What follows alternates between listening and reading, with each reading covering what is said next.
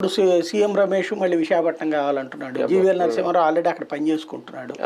హిందూపురంలో సత్య, ఇంకో పక్కన పరిపూర్ణానంద స్వామి అక్కడ. తిరుపతిలో వచ్చేటప్పుడు రత్నప్రభ రెడీలో ఉన్నారు. ఓవరాల్ గా బీజేపీకి 8 మంది దాకా రెడీలో ఉన్నారు. అందులో ఫెమిలియర్ ఫేసెస్ వీళ్ళందరూ.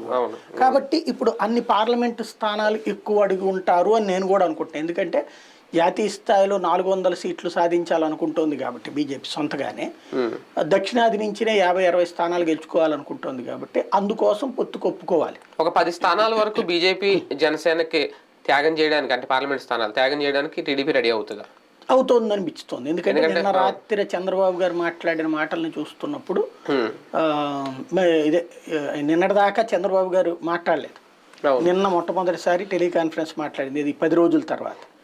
మాట్లాడతా మనకి పొత్తుల సందర్భంగా కొన్ని అవకాశాలు తగ్గుతాయి కాబట్టి తప్పదు కాబట్టి మనకి భవిష్యత్తులో మిమ్మల్ని చూసుకుంటానని ప్రకటించారు. సాక్రిఫైస్ చేయండి అందరూ ఆ మాట అన్నారు అంటే దాదాపుగా బీజేపీతో పొత్తుకి. ఎందుకంటే ఇంతకుముందే జనసేనతో పొత్తు ఇవాళ కాదు కదా, ఎప్పుడో డిసైడ్ అయిపోయింది, ఎప్పుడో చాలా చోట్ల నడిచిపోతూ ఇవాళ త్యాగాలకు సిద్ధంగా అని చెప్పాల్సిన పరిస్థితి లేదు కదా. కాబట్టి బీజేపీతో పొత్తు గురించినే చాలా త్యాగాలు అవసరం అవుతాయి అని చెప్పి